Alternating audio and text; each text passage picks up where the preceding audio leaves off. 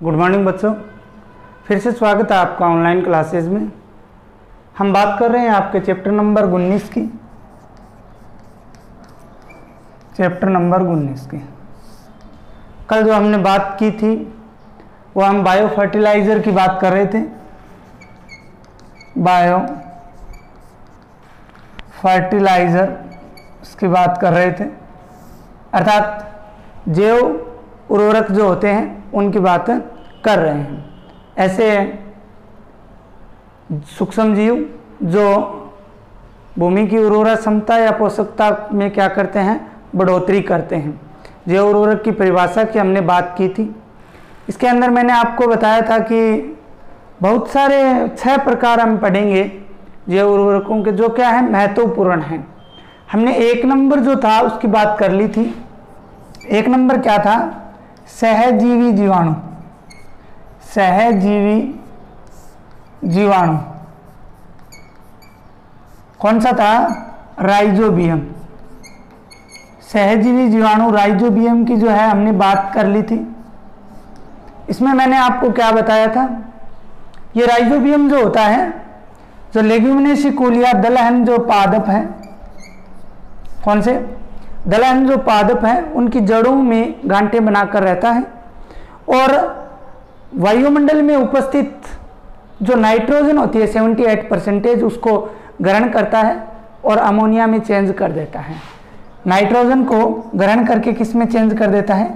Ammonia में change कर देता है और बाद में इसको अपने शरीर से या आउट ऑफ सेल कर देता है, अपनी कोशिकाओं से बाहर कर देता है।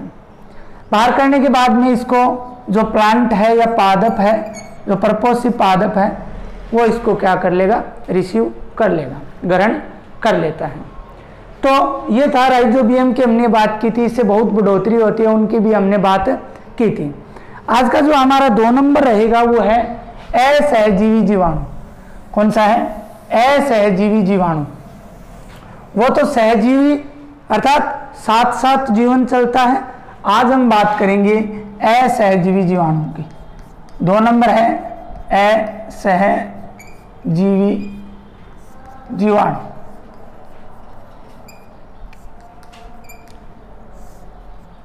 देखो, असहजीवी जीवाणु की बात करते हैं तो ये क्या करते हैं, मैं आपको उदाहरण भी बताऊंगा। ये मिट्टी या मृदा में उपस्थित, मिट्टी या मृदा में उपस्थित जो मुक्त नाइट्रोजन होती है, क्या होती है? उपस्थित मुक्त जो नाइट्रोजन होती है,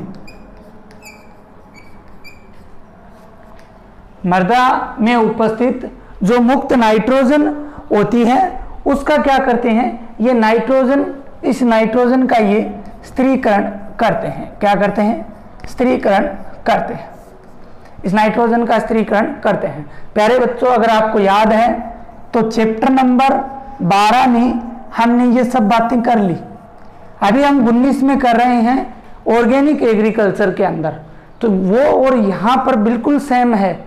आप वो भी याद रख सकते हो, ये भी याद रख सकते हो, बराबर है।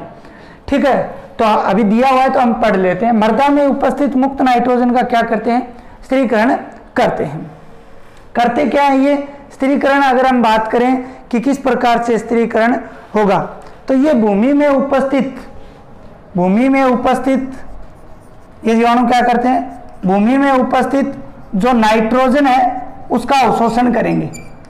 भूमि में उपस्थित नाइट्रोजन जो है उसका क्या करेंगे? अवशोषण करेंगे। अवशोषण करके उसे कार्बनिक नाइट्रोजन यौगिक में बदल देंगे। कार्बनिक नाइट्रोजन यौगिक में, कार्बन नाइट्रोजन यौगिक में बदल देते हैं। किसमें बदल देते हैं? कार्बनिक नाइट्रोजन यौगिक में बदल देते हैं, जो पादप जो है वो ग्रहण कर लेते हैं। फॉर एग्जाम्पल की अगर हम बात करते हैं कि उदाहरण कौन से होते हैं, तो प्यारे बच्चों एग्जाम्पल मैं आपको बता देता हूं। कई बार पूछे जा चुके हैं कि उदाहरण बताइए, असहजीवी जीवाणुओं के उदाहरण बताइए।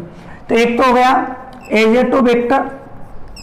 एजेटोबैक्टर इस प्रकार से काम करता है। इसके अलावा अगर हम बात करें तो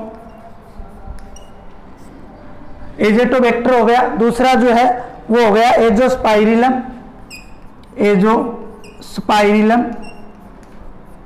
ठीक है, और तीसरा हो गया क्लोस्ट्रीडियम। क्लोस्ट्रीडियम, ठीक है, ये असहजीवी जीवाणु होते हैं जो मुक्त नाइट्रोजन को भूमि से ग्रहण करके उसको कार्बनिक नाइट्रोजन यौगिकों में क्या कर देते हैं, स्थिरीकरण कर देते हैं, जिसे पौधे प्राप्त करते हैं। इसके अलावा अगर हम बात करें तो मान लीजिए कोई बैक्टीरिया है, असहजीवी जीवाणु है, और वो उसके अंदर नाइट्रोजन उपस्थित है। क्या उपस्थित है उसके अंदर? वो नाइट्रोजन युक्त है। क्या है? नाइट्रोजन युक्त है, और यह मर चुका है। क्या हो गया? इसकी मृत्यु हो चुकी है। मृत्यु होने पर क्या करेंगे? अपघटी जीवाणु जो है वो इसका अपघटन करेंगे। क्या करेंगे? अपघटन करेंगे। ध्यान से सुनना इस बात को कि कोई जीवाणु है जो मर चुका है, लेकिन उसमें क्या उपस्थित है? नाइट्रोजन उपस्थित है। तो अपघटनी जीवाणु, अपघटन क्या होता है? तोड़ना। तो अपघटनी जीवाणु उसका क्या करेंगे? अपघटन करेंगे। अपघटन करने के बाद में अमोनिया मुक्त होती है। क्या मुक्त होती है? अमोनिया। और यह अमोनिया आगे चलकर किस में बदलती है? नाइट्राइट में बदलती है। किस में बदलती है? नाइट्राइट में बदलती है। ये पढ़ चुके हैं 12वें चैप्टर में। और ये नाइट्राइट बाद में नाइट्रेट किस में बदल जाता है? नाइट्रेट अर्थात NO3 माइनस में बदल जाता है। और इस NO3 माइनस या नाइट्रेट को पौधे जो हैं वो आसानी से प्राप्त कर सकते हैं। पौधों को प्राप्त हो जाती है। अर्थात पौधे, आपको पता है, पौधे वायुमंडल में उपस्थित 78% नाइट्रोजन, मुक्त नाइट्रोजन को सीधे ग्रहण नहीं कर सकते। उनको नाइट्रिफिकेशन करना ही पड़ेगा, स्थिरीकरण के द्वारा ही वो कर सकते हैं। तो मान लीजिए जीवाणु जो है वो नाइट्रोजन युक्त है, मृत्यु हो चुकी है, उसका अपघटन हुआ, अमोनिया में बदला, अमोनिया को नाइट्राइट, और नाइट्राइट बाद में किस में बदल जाता है? नाइट्रेट में, NO3 माइनस में बदल जाता है।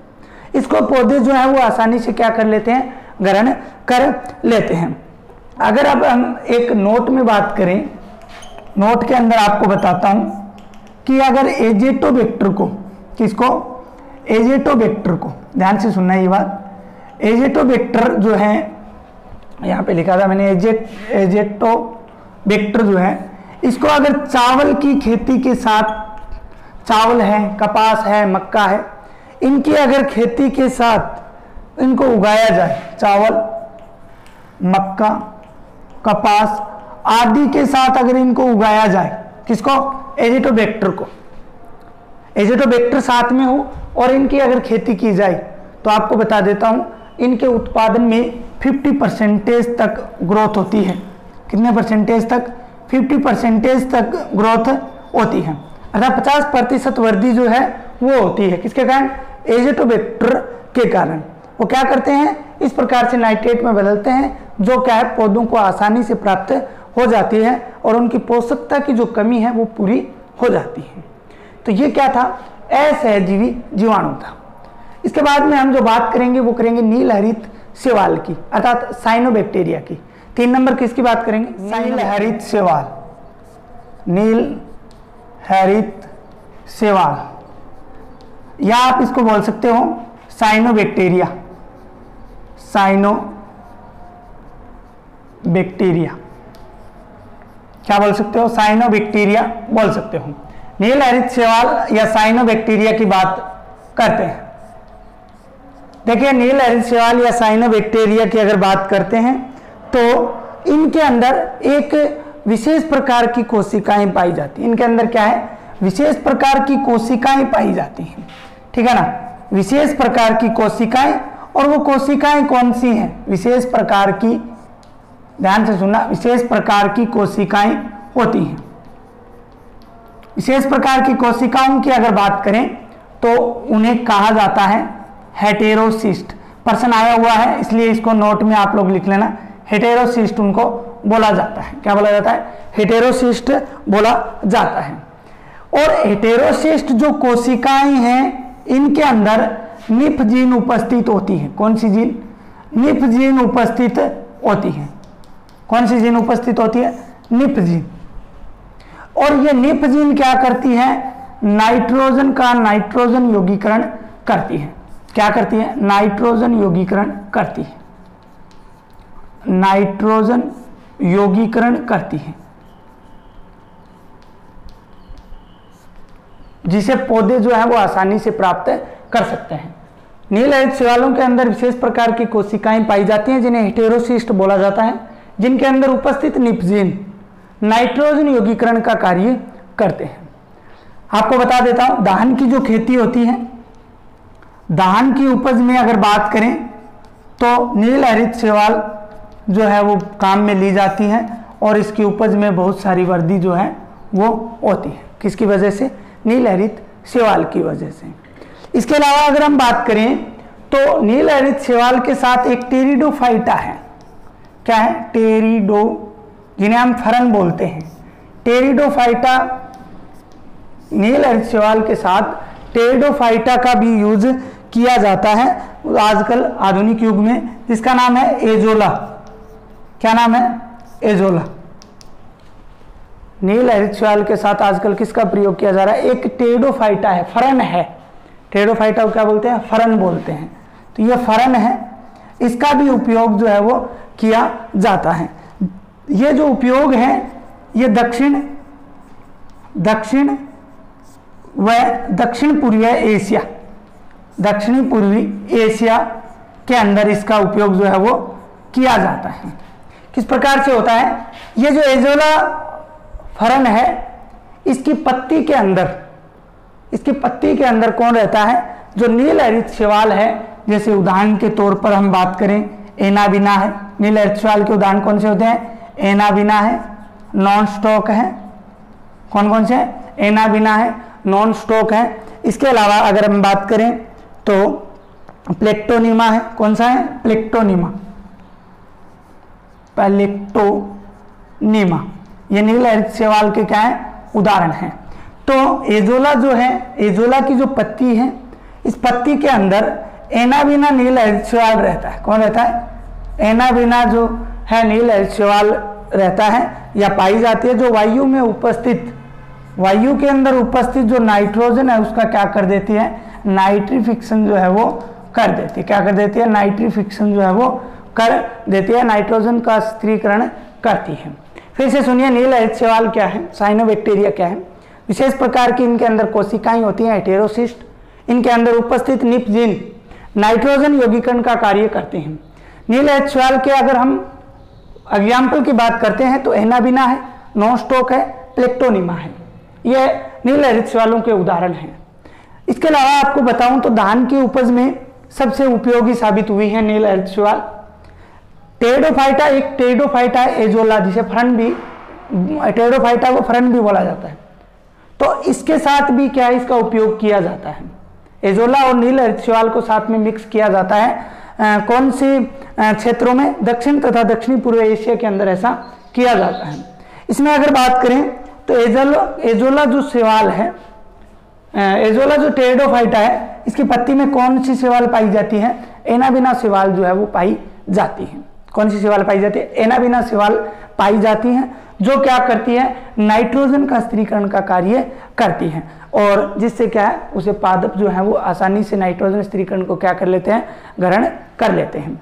इसके अलावा एक और अगर हम बात करें तो एक और है जाति, एनाबिना पिनोटा, सॉरी हाँ सही है, एक और है एनाबिना पिनोटा, जो काम में ली जाती है। देखिए इसके बारे में बताता हूं आपको। एनाबिना पिनोटा भी एक उत्कृष्ट, अगर हम बात करें, एनाबिना पिनाटा,